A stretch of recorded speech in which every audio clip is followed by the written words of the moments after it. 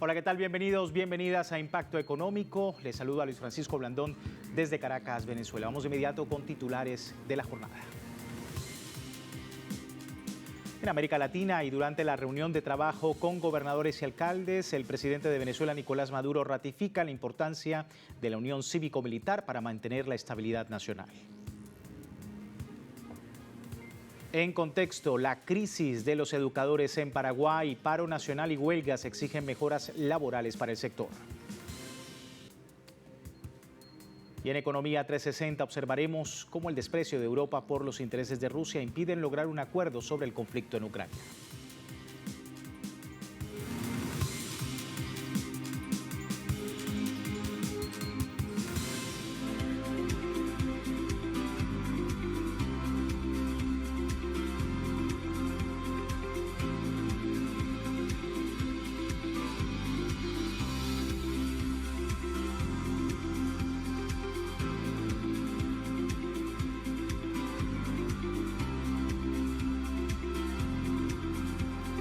Ahí teníamos el recorrido informativo en imágenes y hablando de Latinoamérica. Comenzamos en Venezuela. El presidente Nicolás Maduro ratifica la importancia de la unión cívico-militar para garantizar la paz y la estabilidad en el país frente a las agresiones de Estados Unidos. Desde el Teatro Teresa Carreño, en una reunión con gobernadores y alcaldes del Gran Polo Patriótico Simón Bolívar, orientada a fortalecer líneas estratégicas y establecer, por supuesto, estas líneas en cada región, pues allí el presidente Nicolás Maduro subrayaba que Venezuela se consolida como un territorio de paz y en pleno crecimiento, además de expansión de las fuerzas productivas. El presidente agradeció a la Revolución Bolivariana y la comunidad internacional el firme respaldo a su gestión de gobierno y a la Revolución Bolivariana frente a las amenazas de Estados Unidos contra la tranquilidad del pueblo venezolano. Instó a avanzar en todos los frentes para defender la soberanía y la paz del país ante cualquier circunstancia. Si decimos que estamos en un momento excepcional, que lo hemos construido en colectivo, como país, como pueblo, también tenemos que decir que desde el norte el imperio se volvió loco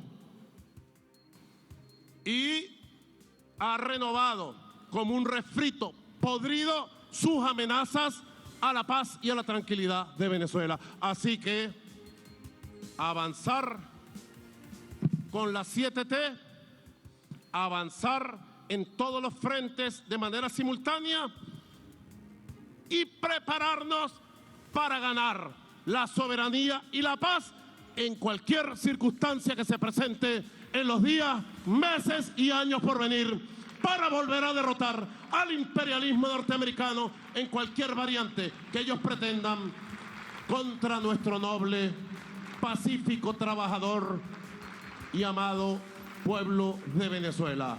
No esperemos nada, sino de nosotros mismos. Vamos a otro tema. La justicia argentina declara inválido el veto a la ley de emergencia en discapacidad promovido por el presidente Javier Milei, una medida que fue declarada inconstitucional por el Juzgado Federal de Campana en respuesta a una acción de amparo interpuesta por los progenitores de 2 niños con trastornos de desarrollo y dificultades escolares cuya vida académica y terapéutica estaba comprometida debido a la ausencia de financiamiento estatal. Esta decisión abre la puerta a que se presenten recursos de amparo similares en otros juzgados del país. Aunque el gobierno puede apelar la medida, pues este fallo representa la primera resolución judicial que anula los efectos del veto presidencial en materia de discapacidad.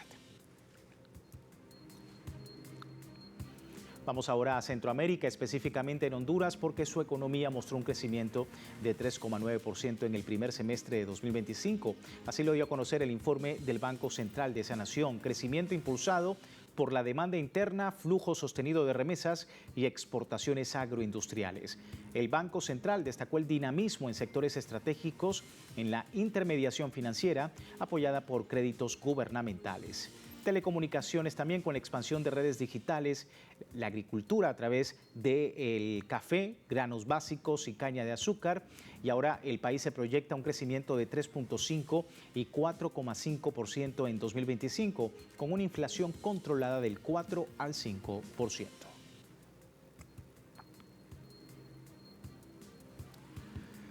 Trabajadores agrícolas de Panamá toman las calles para denunciar la ola de despidos ilegales, entre otras violaciones a los derechos laborales. El Sindicato de Trabajadores Bananeros informó que se han registrado irregularidades en el pago de las liquidaciones a empleados entre 20 y 40 años de servicio, despedidos ilegalmente. Demanda que surge luego que la empresa interrumpiera sus operaciones en Bocas del Toro, en medio de una huelga por reivindicaciones laborales.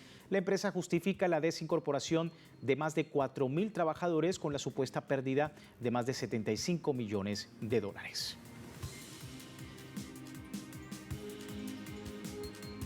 Con esto vamos a una breve pausa y al regreso nuestro contexto el día de hoy revisamos la situación de los docentes en Paraguay, protestas y un paro nacional en exigencia de mejoras laborales. Ya regresamos.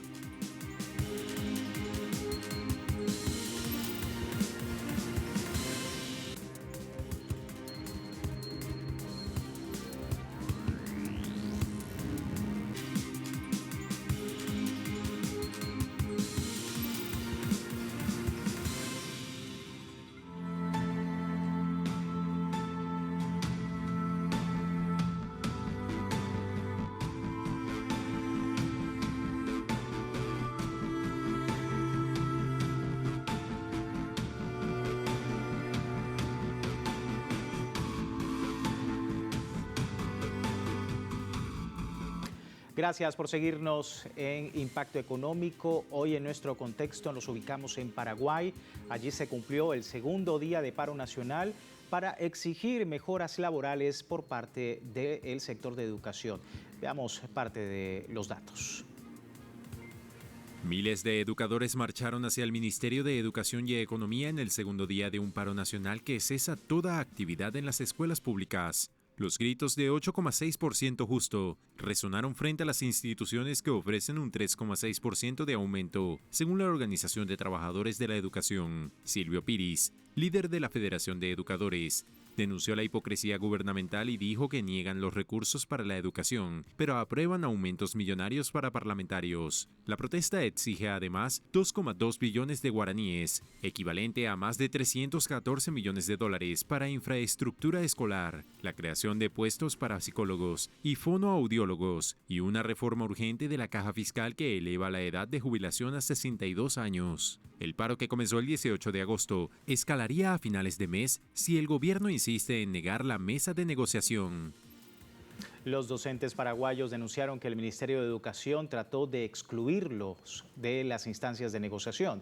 Denunciaron que la administración de Santiago Peña insiste en otorgar un aumento salarial del 3,5% en 2025, a pesar que inicialmente habían rechazado el ajuste. Los trabajadores de la educación, en cambio, exigen un adicional del 5% para compensar de alguna manera la pérdida del poder adquisitivo. La Federación de Educadores sostiene que el gremio no fue convocado a la conferencia de prensa del Ministerio de Educación, lo que evidencia no hay voluntad por parte del gobierno para resolver el conflicto, dicen pues estos colectivos. Y bueno, más temprano el gobierno de Paraguay había descartado aumentar los salarios para los docentes. El presidente Santiago Peña aseguró haber dado todo lo que el sector educativo ha solicitado. Sin embargo, y contrario a sus declaraciones, pues hizo énfasis en no contar con los recursos y que para aumentar de alguna manera los salarios se tendría que cortar otro programa social. El presidente pidió a los docentes que este año no tengan esta discusión. Al tiempo solicitó una mesa de diálogos para el año 2026.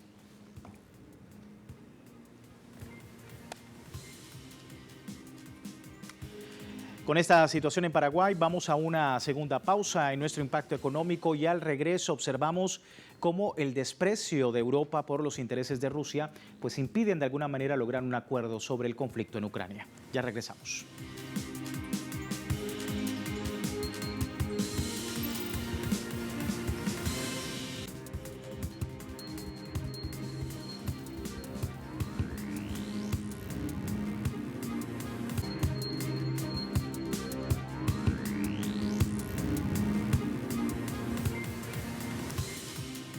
Gracias por seguirnos en Impacto Económico. Vamos a Economía 360, comenzando en Rusia, país que señala que actitudes de Europa y su desprecio a los intereses rusos pues están impidiendo los esfuerzos y los intentos de cualquier tipo de acuerdo sobre la solución al conflicto en Ucrania. El canciller ruso Sergei Lavrov señala que los líderes de la Unión Europea han mostrado señales de no tener respeto por los intereses de seguridad de Rusia o por los derechos de los rusos y de los rusohablantes que viven en Ucrania.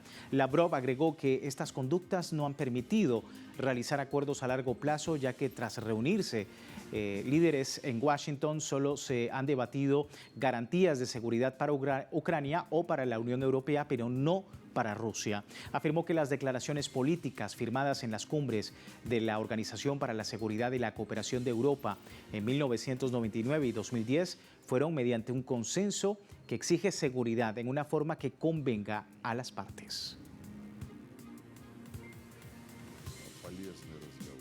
Cuando estos delegados en Washington hablaron sobre la necesidad de empezar a desarrollar garantías de seguridad para Ucrania, pero estos también para Europa, nadie mencionó la seguridad de Rusia ni una sola vez.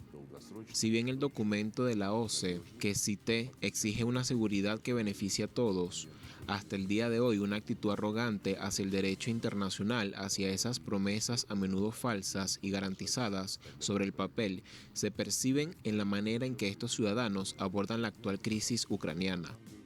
El canciller de Rusia, Sergei Lavrov, destacó también que Occidente solo habla de derechos humanos y de normas internacionales cuando se refieren a países neoconservadores, neoliberales, pero no, por ejemplo, en países como Venezuela, China ni Rusia.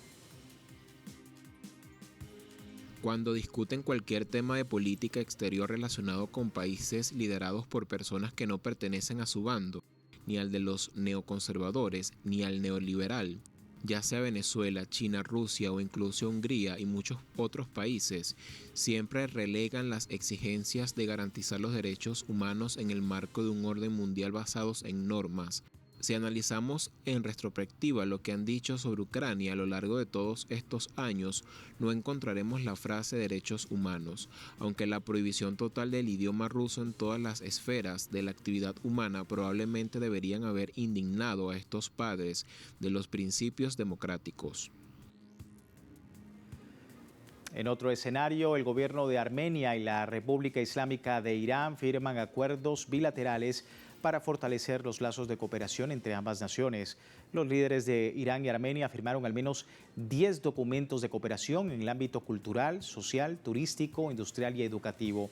El presidente de Irán, Masoud Pezeshkian, reafirmó los nexos con Armenia, con quien mantiene relaciones estratégicas a nivel político. Pezeshkian destacó que el desarrollo y el fortalecimiento de la cooperación con países vecinos y afines es uno de los principales objetivos de la política exterior de la República Islámica de Irán. En Alemania, la empresa Wolfgang desembarca en una renovación de baterías de coches eléctricos con el objetivo de apoyar la transición energética del país, que aún depende del carbón y el gas. Las baterías usadas se prueban reacondicionadamente e integran también los sistemas capaces de almacenar electricidad de fuentes solares, eólicas o hidráulicas. Producimos sistemas de almacenamiento de electricidad a partir de baterías de coches eléctricos, por ejemplo. Luego los utilizamos para ayudar a las empresas a almacenar su energía solar y luego redistribuirlo a sus estaciones de carga. La desventaja que estamos dispuestos a aceptar es que el proceso es más complejo. Tenemos que probar las baterías a fondo. Hemos invertido mucho en este campo, lo que encarece el proceso en comparación con el uso de baterías nuevas. Pero la gran ventaja es que es más sostenible, es más económico y nos permite crear una economía circular, garantizando así la independencia de Europa en el suministro de recursos. Bueno, la Franja de Gaza sufre una crisis hídrica sin precedentes tras 22 meses de guerra genocida de Israel. Veamos. El 85% de la infraestructura hídrica ha sido destruida. 200.000 metros de alcantarillado inutilizables y 250.000 toneladas de basura se encuentran obstruyendo las calles. El acuífero costero, contaminado en un 100% según la UNICEF, obliga a familias a beber agua salobre, que daña a sus riñones, mientras las aguas residuales inundan los campamentos. El acueducto financiado por Emiratos Árabes Unidos y autorizado por Israel promete abastecer a más de 600.000 personas desde Egipto, pero organizaciones humanitarias alertan que es un parche que legitima el desplazamiento forzado al sur de Gaza. La realidad es más cruda. Los pozos son bombardeados, plantas desalinizadoras se encuentran inoperantes y los camiones cisternas son atacados, mientras Israel reconecta tuberías en el norte, solo mediáticamente, ya que las autoridades locales admiten que el agua no fluye por los daños de la guerra. Gaza no necesita limosnas, necesita que Israel termine el criminal bloqueo que convierte el agua en el privilegio de ocupantes y castigo para ocupados, convirtiendo la sed en otro rostro del genocidio. Pasamos a Canadá. Trabajadores aéreos se mantienen en huelga para exigir mejoras salariales y de condiciones laborales, además de la cancelación de las horas de trabajo en tierra. Luego de vencido el plazo para llegar a un acuerdo, la empresa Air Canada suspendió todas sus operaciones debido a la protesta que mantienen los más de 10,000 asistentes de vuelo, esto a pesar de la orden del gobierno canadiense de reiniciar las actividades y a los empleados que se reincorporen a sus funciones. El sindicato de asistentes de vuelo de la aerolínea calificó la medida de inconstitucional y confirmó que mantendrán la huelga hasta que sus demandas sean atendidas.